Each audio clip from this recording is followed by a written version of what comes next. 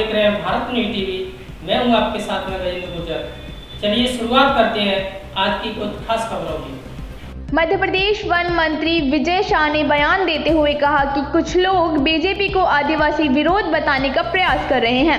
मैं 7-8 बार एक एमएलए हूं, लेकिन श्रद्धांजलि में अब तक कोई आपत्ति नहीं आई। लेकिन श्रद्धांजलि देने में नेता प्रतिपक्ष नाकाम साबित हुए।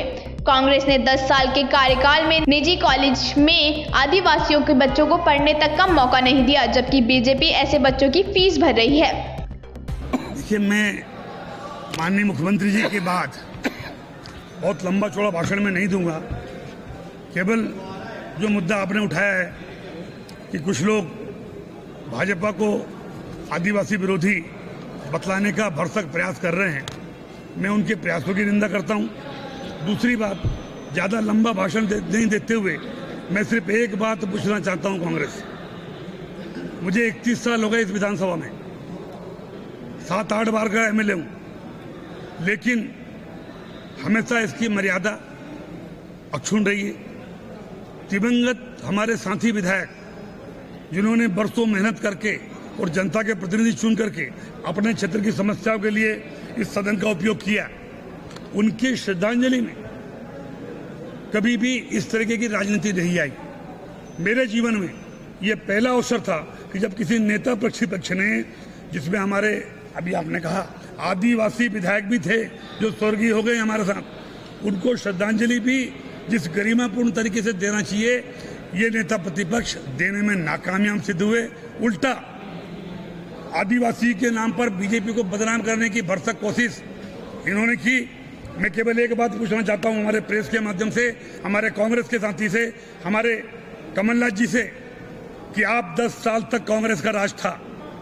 जो आदिवासी पढ़ा लिखा बच्चा जो प्राइवेट मेडिकल कॉलेज में जिसकी फीस 10-10, 12-12 लाख रुपए है, वो नहीं भर पाता था।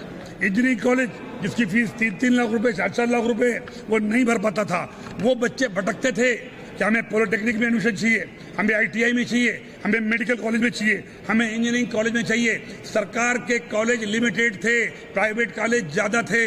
वहाँ पर जब मैं माननीय मुख्यमंत्री जी ने, इन्हीं मुख्यमंत्री जी ने जब मुझे 10 साल ट्राइबल का मिनिस्टर रखा, सबसे पहले जब मैं उनकी समस्याओं को लेकर के मैंने आदिवासी बच्चे जो प्राइवेट मेडिकल कॉलेज में, प्राइवेट इंजीनियरिंग कॉलेज में पढ़ना चाहते थे, मैंने शिवराज जी से मिलाया और ये दावे के साथ कह सकता हूँ कि हमारे संवेदनशील मुख्यमंत्री जी शिवराज जी ने तत्काल घोषणा करी, जिसका आज भी पालन हो रहा है।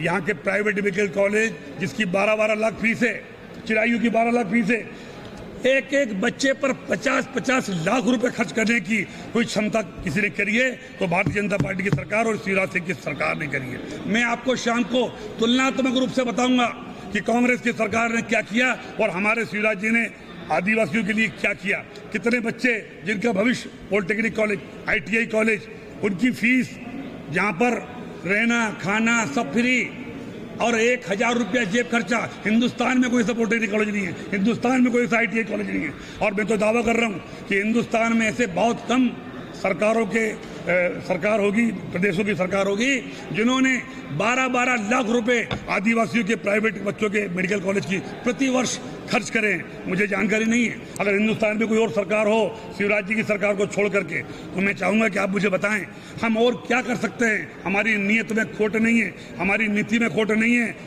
ये इनसे पूछिए, अगर ये बच्चों के भविष्य के लिए घड़ियाली आंसू बहा रहे हैं। 4 से 6 साल तक दिग्विजय सिंह की कांग्रेस सरकार ने पीएचडी की परीक्षा नहीं ली, किसका नुकसान हुआ? 6 साल तक भर्ती नहीं करी, किसका नुकसान हुआ? मैं पूछना चाहता हूँ। आज हमारे मुख्यमंत्री जी हर साल उन्होंने घोषणा करी कि बच्चों के भविष्य से खिलवाड़ नहीं होगा। इनका मान सम्मान और स्वाभिमान हमारे आदिवासी नेताओं का, प्रतीकों का मैं बतलाना नहीं चाहता हूँ। मुख्यमंत्री जी ने आपको विस्तार से बतलाया है। हमारे बिरसा मुंडा जी जिनके नाम पर जनजाति गौरव दिवस 15 नवंबर को मनाया जाएगा, पूरे आदिवासी संस्कृति, संस्कार और उनके रीति रिवाज, परंपरा और आदर्शों को सामने रखते हुए बड़े गौरवपूर्ण तरीके से पूरे मध्य प्रदेश में हम मनाएंगे। ये केवल आंसू बहाने से कुछ काम चलने वाला नहीं है। मैं घोर निंदा करता हूं कि कमलनाथ जी ने जिस तरीके से आज यहाँ पर आदिवासी के नाम पर राजनीति करने का प्रयास किया, मध्य प्रदेश की हमारी भाजपा की सरकार, शिवराज जी की सरकार आज भी कायम है और हम चौराहे पर भाषण देने को तैयार हैं, परिचर्चा करने को तैयार है, वाद विवाद करने को तैयार है कि हमारी सरकार ने आदिवासियों के लिए क्या किया और तुम्हारी सरकार ने आदिवासियों को क्या किया। कमलनाथ जी आ जाए, मैं चर्चा को तैयार हूँ। बहुत बहुत